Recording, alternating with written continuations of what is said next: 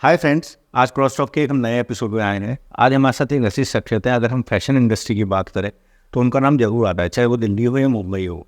He is a model mentor और आज हम उससे बात करते हैं। तो वेलकम करते हैं सबसे पहले तापसदास सर का, कि थोड़ा सा अपने बारे में पहले बताएं।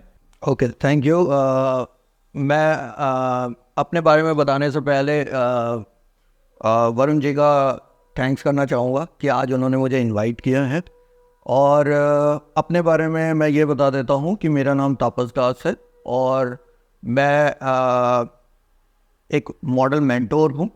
और फ्रेशरों के लिए बता दूँ, मेंटोर का मतलब है कि मैं एक मॉडल को गाइड करने वाला पर्सन हूँ, जो मॉडलों को गाइड करता है कैसे वो काम करें मॉडलिंग फील्ड में। और इसके अलावा मेरी एक मॉडलिंग एजेंसी है दिल्ली में, जिसका नाम है डीसीटी मॉडल मैनेजमेंट। डीसीटी का मतलब है ड्रीम्स कम ट्रू। ओके। तो dreams come true model management. और इसके अलावा मेरी एक फैशन मैगजीन है जो 2013 में स्टार्ट हुई थी, और ये डिजिटल मैगजीन है जो ग्लोबली वर्ल्ड के टॉप जो पब्लिशिंग वेबसाइट्स है वहाँ पे एवरी मंथ पब्लिश होती है। और इसमें वर्ल्ड के सारे टैलेंट्स को हम शोकेस करते हैं। फैशन इंडस्ट्री के, फोटोग्राफी में, stylist, makeup artist, models, actors, sports persons, इन सबको, डांसर्स, हम इन सबको, और इवेंट जो भी होते हैं उन इवेंट्स को भी हम प्रमोट करते हैं। तो यही मेरा इंट्रोडक्शन है। सर, जितना हमें पता है आप आईटी फील्ड में थे पहले, उसके बाद आप फैशन मेंटोर बने, तो आपको क्या चीज़ इंस्पायर करी फैशन इंडस्ट्री में आने के लिए? ओके, सबसे पहले मैं 1991 में मैंने जॉब स्टार्ट की थी अपनी पहली आईटी फील्ड में, और मैं एज ए सॉफ्टवेयर प्रोग्रामर था।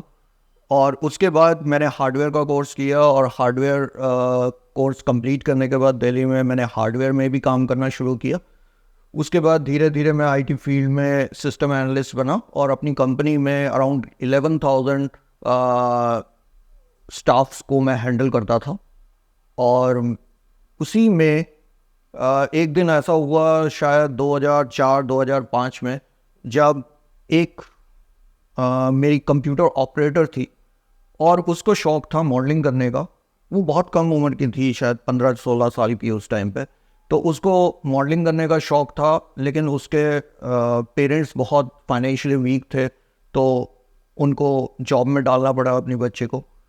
तो वो आती थी, उसने मुझसे एक बार कहा कि सर, मुझे मिस गाजियाबाद के लिए ऑफ़र आया है, तो मैं वहाँ जाना चाहती हूँ, लेकिन मेरे पेरेंट्स को पता लगा तो प्रॉब्लम हो जाएगी। तो आप प्लीज़ मेरे पेरेंट्स को ये बोलेंगे कि मैं जॉब पे ही आई हूँ और मुझे वहाँ पे 15 दिन के लिए ग्रूमिंग सेशन अटेंड करना है और उसके बाद शो में पार्टिसिपेट करना है। तो मैंने उसको उस टाइम पे सपोर्ट किया। तो उसके पेरेंट्स के फ़ोन आते थे, तो मैं यही बोलता था झूठ कि हाँ वो ऑफिस में काम कर रही है, लेकिन मैं मॉनिटर भी करता था कि वो सही वहाँ पे जा रही है, ग्रूमिंग कर रही है। तो उसका भी मैं मॉनिटर करता था, जिससे कि वो कहीं ऐसा ना हो कि मुझे झूठ बोल के कोई चीटिंग कर रही हो अपने पेरेंट्स के साथ। तो वहाँ से मेरी शुरुआत हुई। और उस लड़की ने एक्चुअली में मिस गाजियाबाद जीत लिया टाइटल उस ईयर। तो वहाँ मुझे मोटिवेशन मिला। उसके बाद उनके पेरेंट्स ने मुझसे मीट भी किया था, और उन्होंने मुझे उसका गार्जियन बना दिया था। ओके। तो वहाँ से मैंने उसके लिए काम करना शुरू किया। तो करते करते करते करते अराउंड 2008 में रिसेशन आया था।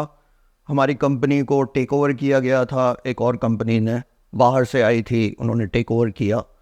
तो ये होते होते तो मैं उसको सपोर्ट करता रहा। वो फिर जॉब छोड़ के उस टाइम पे मॉडलिंग में फुल फ्लेज चली गई। और उसकी एक्चुअली में मार्केटिंग स्किल्स अच्छी नहीं थी, वो इंग्लिश में अच्छी नहीं थी। तो उसके लिए उसका फेसबुक अकाउंट ऑपरेट करना, उसके कॉन्टैक्ट्स के साथ बात करना, उसके लिए काम के लिए बातचीत करना, ये सब मैं हैंडल करता था। तो सिर्फ उसके लिए करता था। तो जब 2010 में मैंने डिसाइड किया कि मैं कंपनी छोड़ देता हूँ, आईटी कंपनी, और कंपनी छोड़ के मैं अपनी कंपनी स्टार्ट करता हूँ, तो मैंने अपनी कंपनी स्टार्ट की और उसने मुझे ज्वाइन किया मेरी कंपनी में। और उसके बाद वो कंपनी में जॉब भी कर रही थी कंप्यूटर में, और साथ साथ मॉडलिंग भी कर रही थी। और उसके बाद 2013 में वो मिस इंडिया के फाइनल्स में भी पहुंच गई, फेमिना मिस इंडिया के फाइनल्स में। और उसके बाद धीरे धीरे वो दिल्ली की एथनिक क्वीन बन गई। तो अभी मैं नाम नहीं लूँगा उनका, बट वो आज की डेट में अब भी कुछ महीनों पहले ही उसका पंजाबी एक मूवी में एक सुपर स्टार के साथ मूवी रिलीज भी हुई है एज ए लीड एक्ट्रेस, और वो ऑल ओवर इंडिया में बहुत पॉपुलर भी है। सो उसी से मुझे मोटिवेशन मिला था। तो जब 2010 के बाद मैंने ये करना शुरू किया, तो मुझे लगा कि अगर मैं एक जने के लिए कर रहा हूँ तो क्यों ना मैं औरों के लिए भी करूँ। तो धीरे धीरे मैंने और स्टूडेंट्स लेने शुरू कर दिए, और ऐसे करते करते करते करते आज की डेट में 5000 से ऊपर स्टूडेंट्स हैं। सर ये तो मतलब एक टीचिंग या एक मेंटर के लिए होता ही है कि अगर उसका स्टूडेंट कहीं सक्सेस होता है तो उसको एक इंटरनल खुशी होती है या नहीं? अच्छा सर, आपकी एक जो मैगजीन है spotless face of India, magazine का नाम स्पॉटलेस फैशन मैगजीन है। हाँ। और स्पॉटलेस फेस ऑफ इंडिया जो है वो एक ब्यूटी कॉन्टेस्ट है। अच्छा, that is a beauty contest. या ओके, तो सर ये जो मैगजीन और जो कॉन्टेस्ट आप ऑर्गेनाइज करते हैं, तो इसके पीछे ऑब्जेक्टिव क्या है? अच्छा, एक्चुअली में स्पॉटलेस फेस ऑफ इंडिया हमने 2022 में स्टार्ट किया था। इसमें मेरे 2 पार्टनर्स थे, एसोसिएट पार्टनर्स, और हम तीनों ने ये डिसाइड किया था कि हम कुछ ऐसा करते हैं जो एक जेन्युइन ब्यूटी कॉन्टेस्ट हो। वहाँ से हम टैलेंट्स ऑल ओवर इंडिया में ढूंढेंगे और उनको फिर आगे बढ़ाएंगे।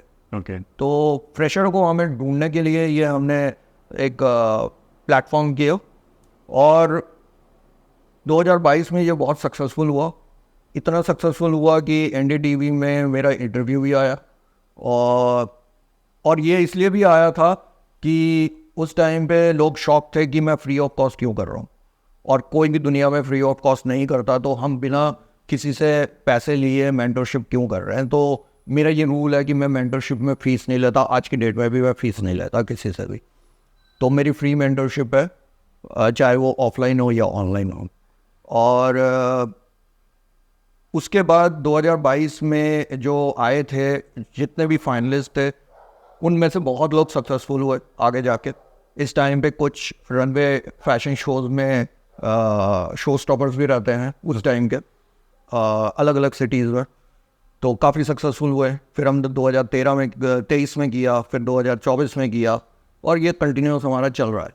तो ऑल ओवर इंडिया से धीरे धीरे लोग आ रहे हैं और उसमें पार्टिसिपेट कर रहे हैं। इसमें हम सारे कैटेगरीज रखते हैं, miss category, Mrs category, kids category और मिस्टर कैटेगरी। तो चारों तरह के, हमने प्लस कैटेगरी भी किया था। ओके। तो हर तरह की कैटेगरी के लोगों को हम ढूंढते हैं और उनको काम दिलवाने की कोशिश करते हैं। तो हमारे इसमें एक ही डिफरेंस है कि लोग जब कॉन्टेस्ट हो जाते हैं, इवेंट कंपनीज कॉन्टेस्ट हो जाने के बाद जो उसमें टॉप 3 रहते हैं या टॉप 5 रहते हैं, उनको वो आगे बढ़ाते हैं, उनके लिए काम करते हैं, और इवेंट ख़त्म होने के बाद ये शुरू होता है।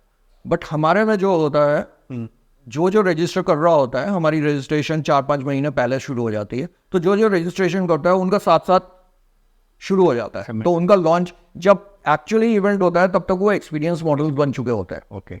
तो हम कोशिश यही करते हैं कि सभी को, जितने भी लोग रजिस्टर हो रहे हैं, उन सबको हम काम दिलवाएं और सबके लिए काम शुरू कर देते हैं। इवेंट के बाद नहीं, इवेंट से पहले। अच्छा सर, जब जैसे आपकी जो कंपनी है DCT मॉडल मैनेजमेंट, इसमें से आप मॉडल्स को ही ट्रेन कर रहे हैं या और भी कैटेगरी के आर्टिस्ट को ट्रेन कर रहे हैं? मेनली ये बेस तो मॉडलिंग के लिए ही है, बट बहुत सारे फोटोग्राफर्स हैं जो हमसे सपोर्ट मांगते हैं, बहुत सारे मेकअप आर्टिस्ट हैं, स्टाइलिस्ट हैं, वो सपोर्ट मांगते हैं। तो हमने सबके लिए एक ग्रुप बना लिए हैं। मेरे एक्चुअली में 22 ग्रुप्स हैं, मेरी कम्युनिटी है, उसमें 22 ग्रुप्स हैं अलग अलग कैटेगरी के।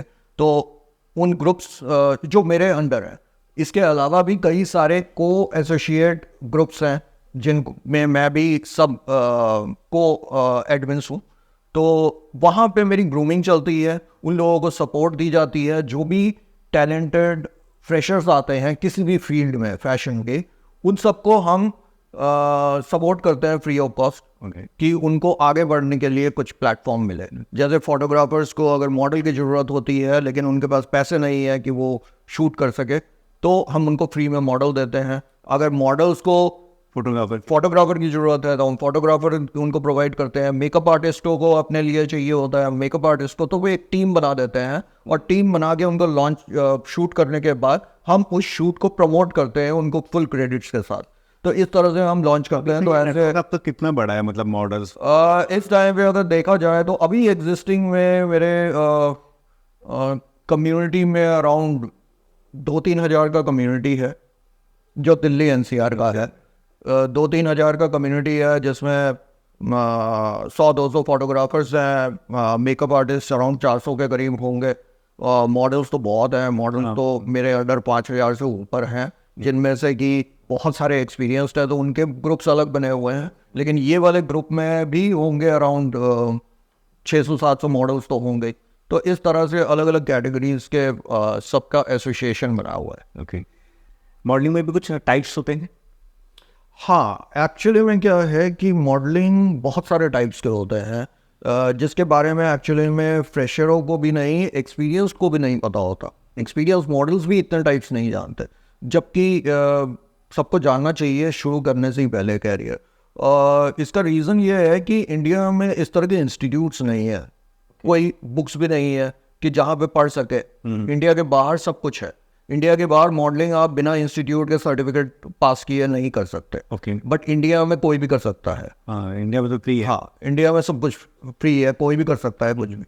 तो इंडिया में ऐसा कोई इंस्टीट्यूट नहीं है। जो भी इंस्टीट्यूट यहाँ मॉडलिंग के लिए है वो सब रनवे वॉक के लिए, रैंप वॉक के लिए इसी तरह की ग्रूमिंग देते हैं। वो एक्चुअली में मॉडलिंग की ग्रूमिंग नहीं देते। तो मॉडलिंग में जो टाइप्स हैं, मैं ब्रॉडली कुछ टाइप्स बताता हूँ। जो बहुत नोन टाइप्स है, जो सभी को पता है, उनमें है फैशन शोज में रनवे जो करते हैं वो मॉडल। दूसरा जो है एडिटोरियल मॉडल्स जो मैगजीन्स के कवर्स में आते हैं, तो मैगजीन्स में आने वाले। तो ये जो दो कैटेगरी है ये सबसे ज़्यादा पैसों वाला कैटेगरी है। और इसमें जो मॉडल्स की रिक्वायरमेंट होती है वो मॉडल्स बहुत हाइटेड मॉडल्स होते हैं। ओके।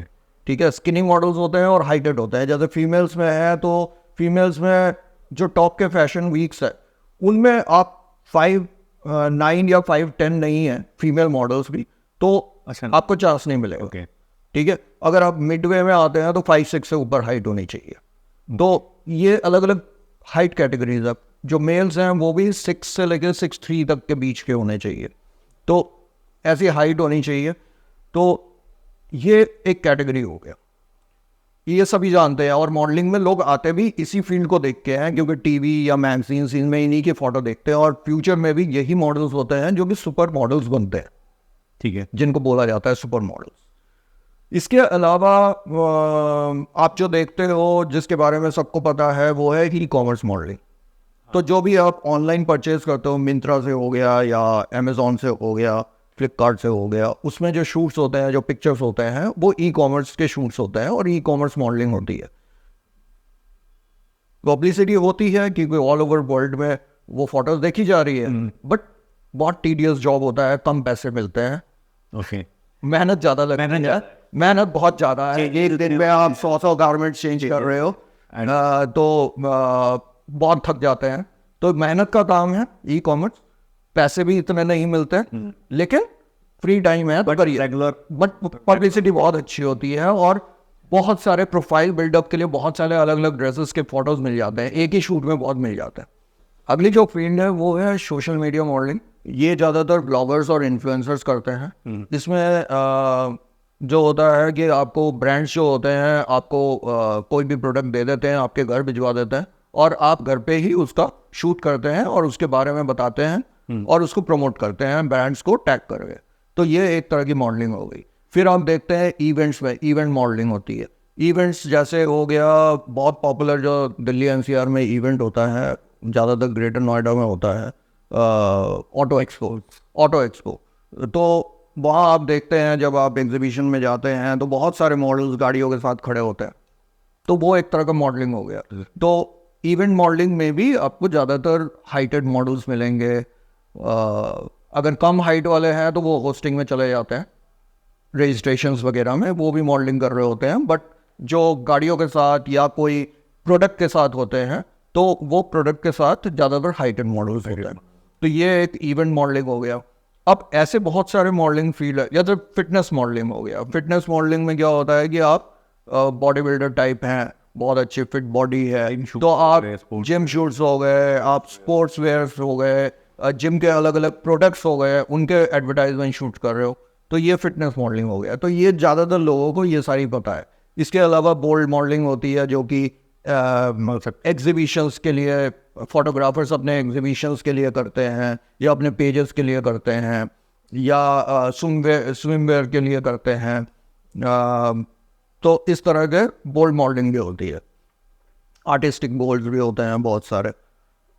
इसके अलावा जो लोग नहीं जानते वो ऐसे हैं जैसे स्टॉक मॉडलिंग। स्टॉक मॉडलिंग होती है कि थीम बेस्ड शूट्स होते हैं।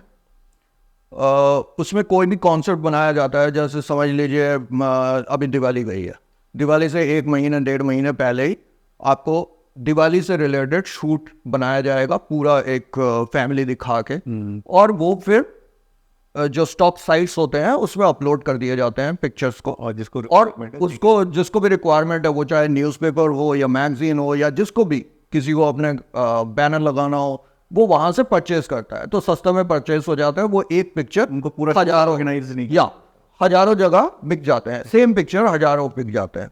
तो स्टॉक कंपनीज जो होती है वो अलग अलग ऐसे करते हैं। इसमें जो इंडिया में सबसे पॉपुलर है वो है imagebazaar.com। तो इस तरह के स्टॉक शूट्स होते हैं। इसमें हर तरह के मॉडल्स, चाहे वो छोटा बच्चा हो या 80-90 ईयर्स के बुजुर्ग हो, वो शूट मॉडलिंग कर सकते हैं। तो थीम बेस्ड होते हैं।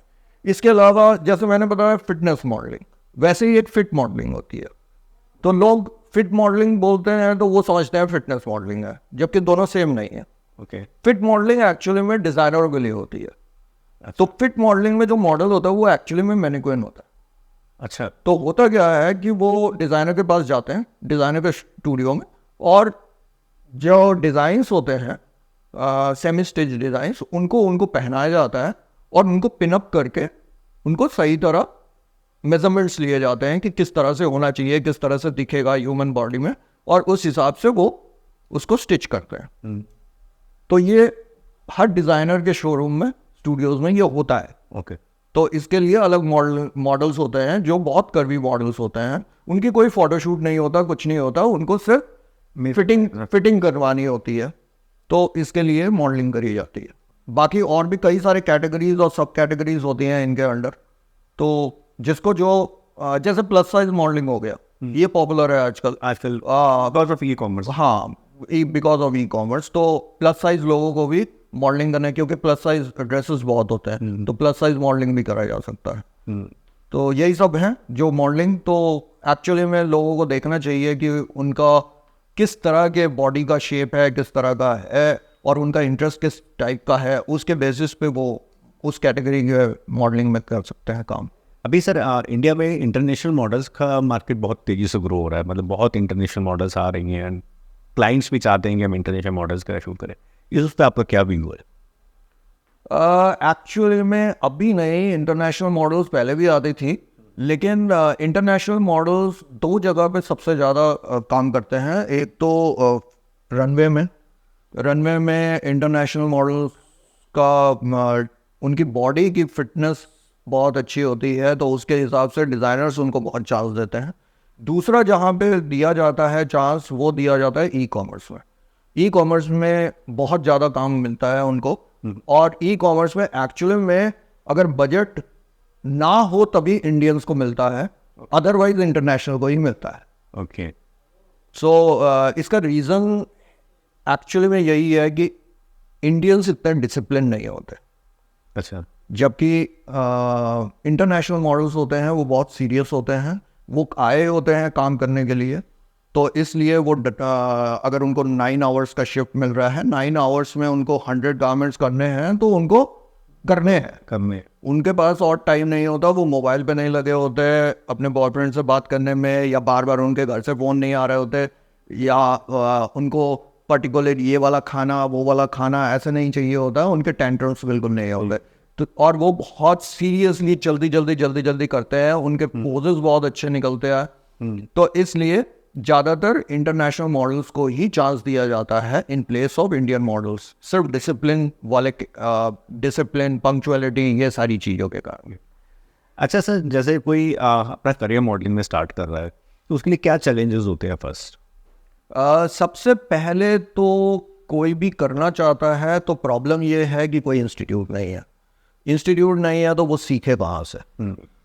तो मेनली सबसे पहला जो है उसको ये डिसाइड करना चाहिए, उसे सर्च करना चाहिए कोई मेंटोर, जो उसको गाइड कर सके। वो मेंटोर कोई भी फैशन इंडस्ट्री में कोई बड़ा फोटोग्राफर भी हो सकता है, कोई बड़ा मॉडल भी हो सकता है, या पर्टिकुलरली जो मेंटोरशिप ही कर रहे हैं सिर्फ यही काम करते हैं वो भी हो सकते हैं। बट ऐसा पर्सन होना चाहिए जो इस फील्ड का पहले से ही बहुत एक्सपीरियंस्ड हो। तो मेंटोरशिप में वो एक्चुअली में अपने एक्सपीरियंस को ही आगे शेयर करता है अपने स्टूडेंट्स को। तो ये ढूंढना बहुत इम्पॉर्टेंट है।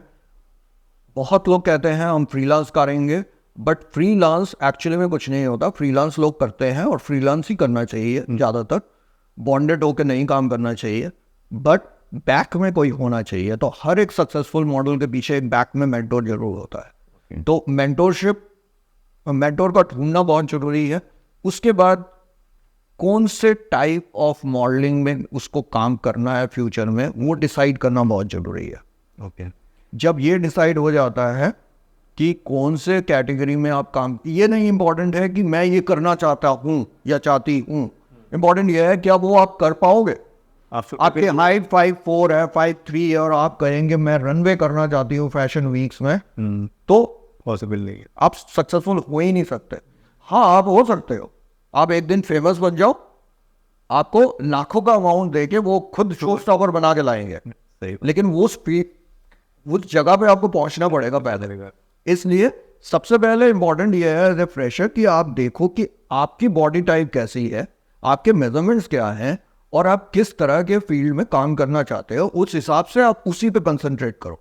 और कंसंट्रेट करने के लिए सबसे पहले जरूरी होता है एक मॉडल पोर्टफोलियो। तो आपको एक अच्छा फैशन फोटोग्राफर ढूंढना है, फोटोग्राफर नहीं ढूंढना है, फैशन फोटोग्राफर ढूंढना है। और फैशन फोटोग्राफरों में भी वो फैशन फोटोग्राफर ढूंढना है जो एक्चुअली मैं जानता हूँ पोर्टफोलियो कैसे बनता है। तो वो एक्सपर्ट हो पोर्टफोलियो बनाने के लिए, और उनसे उनकी फीस दो और अपना क्लासिक पोर्टफोलियो बनाओ। उनसे पहले डिस्कस कर लो कि मुझे इस फील्ड में काम करना है, इस टाइप में काम करना है, तो आप इसके रिगार्डिंग मुझे पोर्टफोलियो बना के दीजिए। तो पोर्टफोलियो भी अलग अलग तरीके का बनता है, हर फील्ड के लिए अलग बनता है। तो उस हिसाब से पोर्टफोलियो डिज़ाइन होता है। पोर्टफोलियो डिज़ाइन होने के बाद पब्लिसिटी होती है, आपको मार्केटिंग आनी चाहिए अपनी। तो ये सीखना पड़ेगा कि आप सोशल मीडिया में मार्केटिंग कैसे करोगे। उसके बेसिस पे आपको कोलैबोरेशन शूट मिलेगी। कोलैबोरेशन शूट आप बहुत सारे करोगे और फिर सर्कल चलता रहेगा, फिर मार्केटिंग करोगे, और ये सर्कल तब तक चलता रहेगा जब आप डालते रहो, सक्सेसफुल नहीं हो जाता, जब तक आपको पेड वर्क मिलना शुरू नहीं हो जाता। जितना अच्छा आप प्रमोशन करोगे उतने पेड वर्क आपको मिलेंगे। तो ये एक साइकिल है जो एक मॉडल को सीखना पड़ता है। तो इसमें 3 महीने 4 महीने लग जाते हैं पूरे साइकिल। अगर कोई कहता है कि मुझे मॉडल बनना है और कल से मुझे पैसे मिल जाएंगे, तो वो तो हो ही नहीं सकता पॉसिबल किसी के लिए। जैसे लोग मॉडलिंग में आते हैं तो क्या बेसिक गलतियाँ क्या करते हैं वो स्टार्टिंग में? स्टार्टिंग में वो यही गलती करते हैं कि उनको किसी ने दोस्त ने या किसी और ने, फैमिली मेम्बर ने बताया होता है आप बहुत सुंदर हो, आप बहुत हैंडसम हो और आप मॉडलिंग में बहुत अच्छा कर लोगे, तो आप मॉडलिंग में चले जाओ। और वो सोचते हैं आप मॉडलिंग कर लेंगे, और वो आते हैं और फिर उनके दिमाग में ये होता है कि हम पैसे क्यों इन्वेस्ट करें, हमें सीखने की क्या ज़रूरत है, हम तो देखने में अच्छे हैं तो हमें तो बहुत काम मिलेगा, ब्रांड्स हमें ले लेंगे। तो वो सीधे फोटोग्राफर्स, मेकअप आर्टिस्ट ढूंढते हैं कि वो उनका फ्री में शूट करें और उसके बाद उससे वो अर्निंग करना शुरू कर दें, जो कि स्ट्रैटेजी बिल्कुल गलत है। अगर आप किसी भी और फील्ड में जाएंगे, उस फील्ड में आपको 12 साल तो स्कूल करना पड़ता है, उसके बाद 3 से 4 साल आपको कॉलेज करना पड़ता है, और फिर जाके आपको जॉब मिलती है इंटरव्यूज देने के बाद। तो यहाँ पे थोड़ा इन्वेस्ट तो आप करोगे, वहां तो आप करोड़ों रुपया दे रहे हो।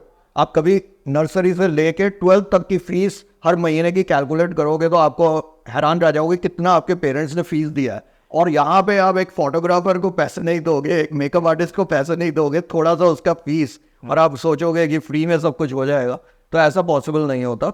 आपको थोड़ा इन्वेस्ट करना होता है, सीखना भी पड़ता है। तो आपको 3-4 महीने देने चाहिए और थोड़ी बहुत इन्वेस्टमेंट फीस की करनी चाहिए उन लोगों को जो लोग जेन्युइन है, और उसके बाद ही आगे बढ़ना चाहिए। अगर ये नहीं करते तो हर रोज 100 लोग आते हैं, उनमें 99 गालियां दे के चले जाते हैं कि ये तो फील्ड ही ऐसी है, इसमें तो जेन्युइन लोग ही नहीं है, फेक है सब, और हो नहीं सकता। एक्चुअल में गलती ये है कि आपको ही नहीं पता कि जेन्युइन कैसे है, कौन है और किस तरह से करना है, रास्ता ही नहीं पता, और आप ऐसे ही घुस जाते हो भेड़ चाल में।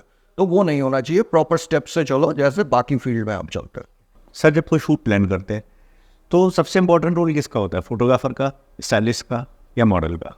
पोर्टफोलियो शूट है तो उसमें सबसे ज़्यादा इम्पॉर्टेंट पार्ट जो होता है वो मॉडल के ऊपर होता है। 50% समझ लीजिए मॉडल की पोजिंग और एक्सप्रेशंस पे होता है, और बाकी जो पार्ट होता है वो फोटोग्राफर, मेकअप आर्टिस्ट सबके स्किल सेट पे होते हैं। उसके बाद लास्ट में एडिटर भी आते हैं, एडिटर की भी स्किल सेट होती हैं जो बाद में पोस्ट प्रोडक्शन होती हैं। अगर कोई कमर्शियल शूट हो रहा है उससे पहले तो पूरा प्री प्रोडक्शन होता है, पहले से ही डिज़ाइनिंग की जाती है, क्या क्या करना है, किस तरह से करना है, तो वो सोच विचार होती है।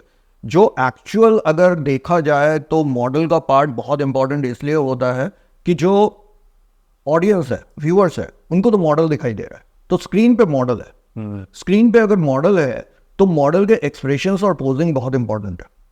तो बैक में बहुत सारे लोग होते हैं जो उस एक्सप्रेशंस को लाने की कोशिश कर रहे होते हैं, लेकिन अगर मॉडल को यही 2 चीज़ें नहीं पता कि एक्सप्रेशंस कैसे होने हैं फेस पे और पोजिंग कैसी होनी है, तो फिर कोई भी कितना भी कुछ कर ले, फोटोग्राफर कितना भी अच्छा हो, मेकअप आर्टिस्ट कितनी भी अच्छी हो, वो कवर अप नहीं कर सकते।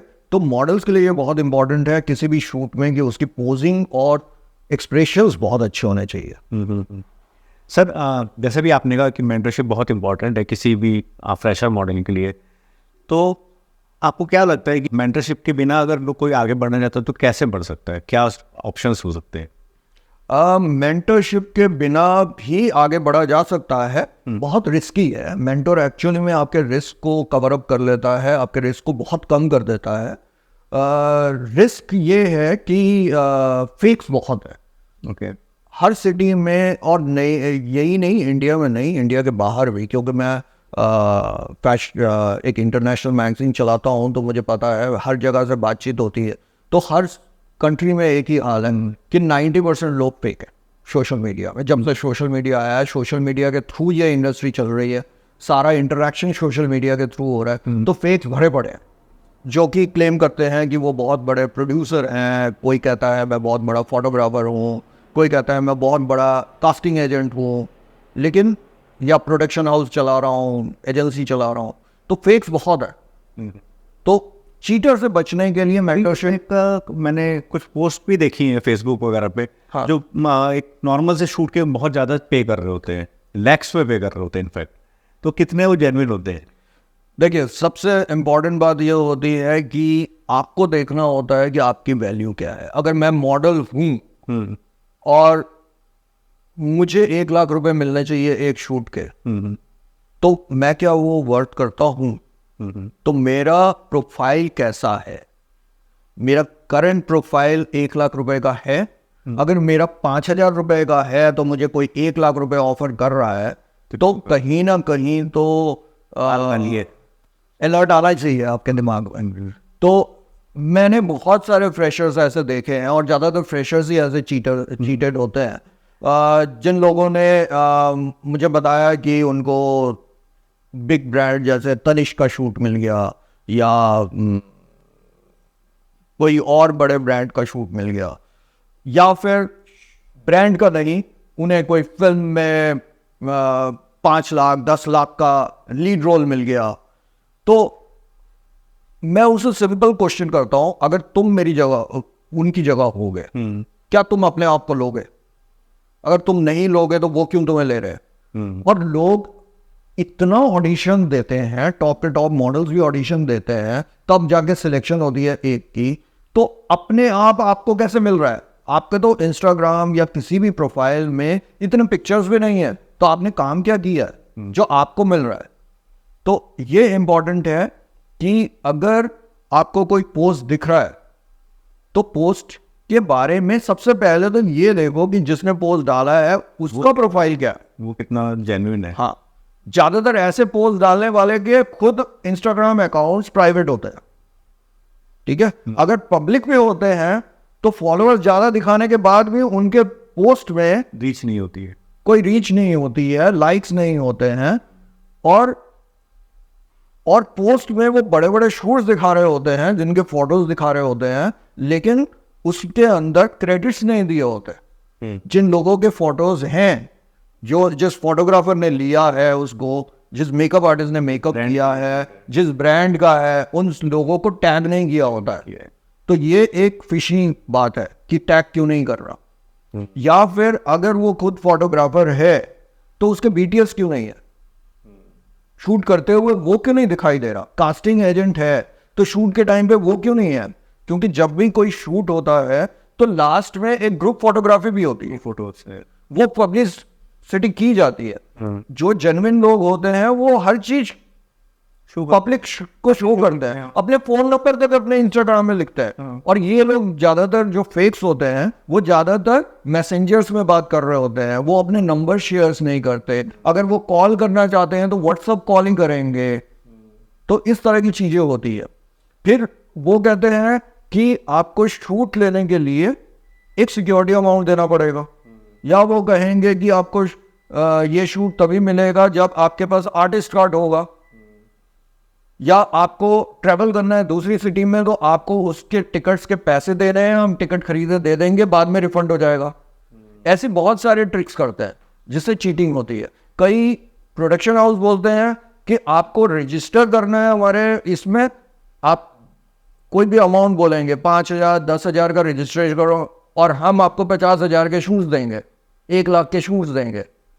कौन सी एजेंसी है, टॉप की टॉप एजेंसी भी कोई रजिस्ट्रेशन चार्जेस नहीं लेती। आप मॉडल को तो पैसे मिलने चाहिए, वो पैसे देंगे क्यों शूट करने के लिए। एक्चुअली में मॉडल को सिर्फ पोर्टफोलियो बनाने के लिए अपना पैसे देने होते हैं, शूट लेने के लिए पैसे नहीं लेने होते। या कोई कॉन्टेस्ट में वो कर रहे हैं तो कॉन्टेस्ट की फीस देनी होती है, ठीक है। इसके अलावा उनको कोई पैसे नहीं देने होते, उनको पैसे मिलेंगे या वो फ्री में कोलैबोरेशन में काम कर रहे हो, वो पैसे दे के काम नहीं कर रहे होंगे। अगर कोई पैसे मांग रहा है कि मुझे इतना दो मैं उतना ज्यादा दूंगा, तो वहां तो फ्रॉड होगा ही होगा। तो ये बातें ध्यान रखने वाली होती है। सर जैसे आप मॉडल से शूट करते हैं तो कई बार ऐसा भी होता होगा कि आपकी क्रिएटिविटी कुछ और करना चाहती है बट क्लाइंट साइड से कुछ और डिमांड होती है, तो आप कैसे उस चीज़ को बैलेंस करते हैं?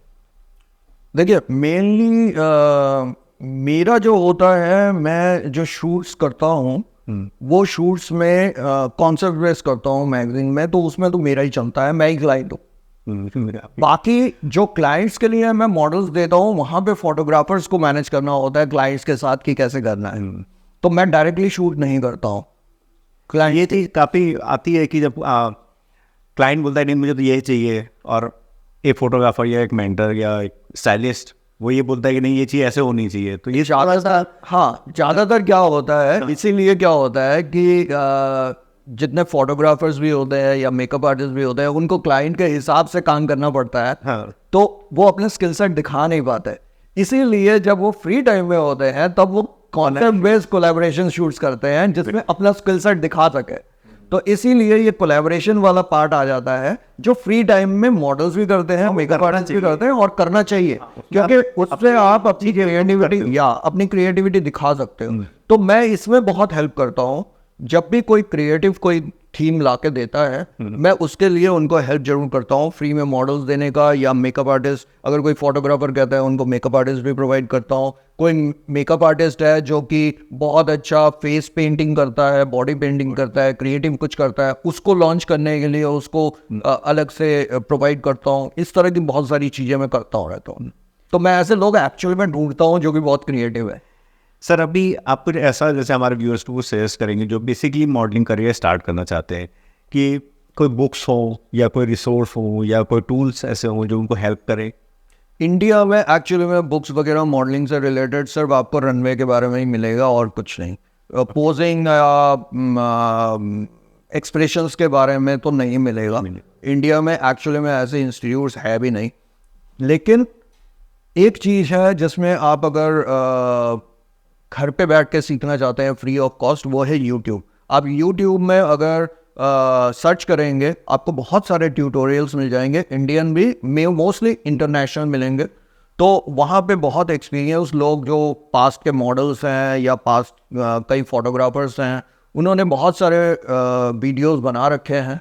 वहाँ से आपको बहुत सारी गाइडेंस मिल जाएगी और अगर आप उनको देख के घर पे प्रैक्टिस करोगे, और मेनली पोजिंग और जो एक्सप्रेशंस होते हैं वो तो आपको मिरर के सामने करनी चाहिए।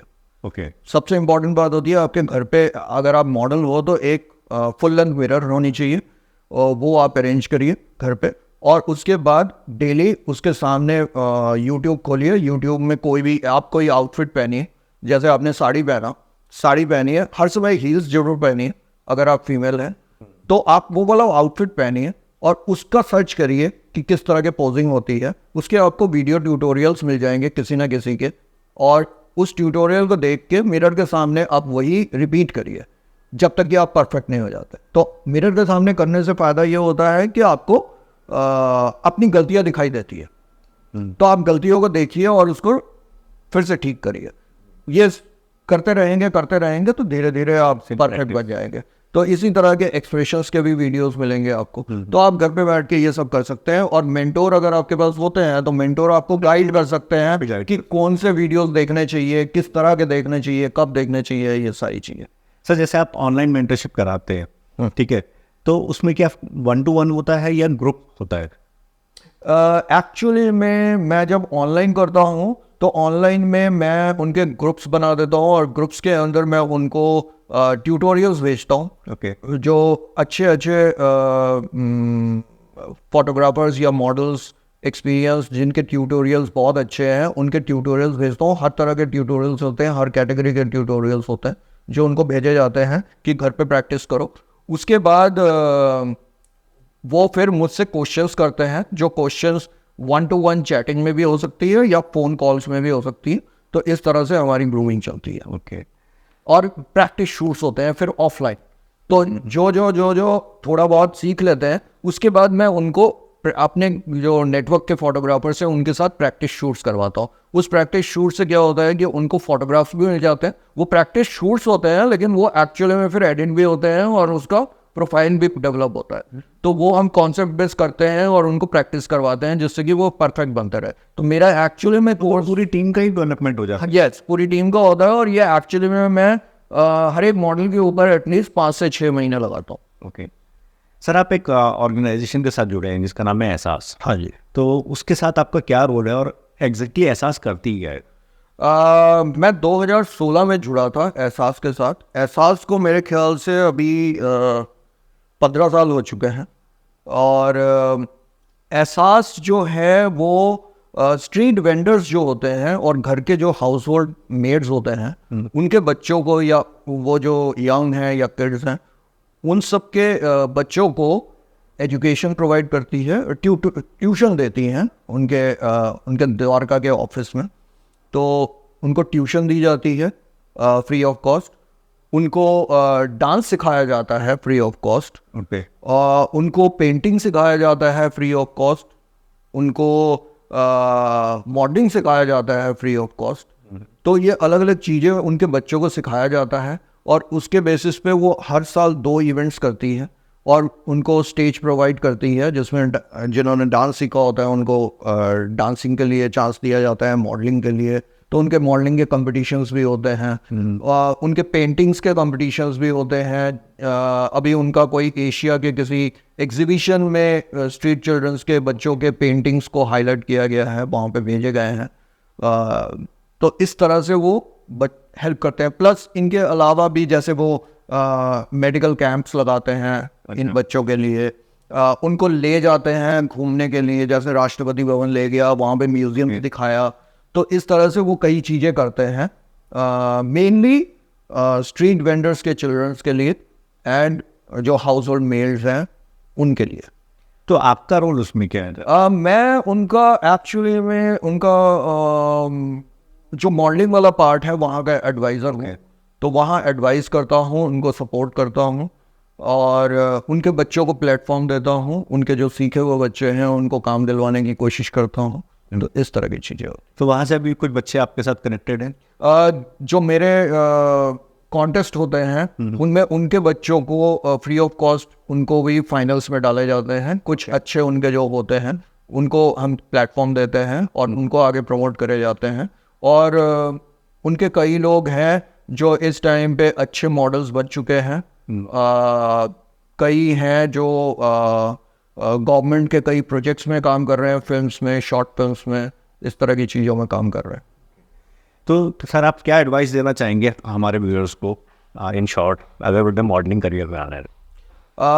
अगर किसी भी व्यूअर को मॉडलिंग करियर में आना है तो सबसे पहले इम्पोर्टेंट ये है कि उनको एक तो पंक्चुअल होना चाहिए, उनको डिसिप्लिन होना चाहिए।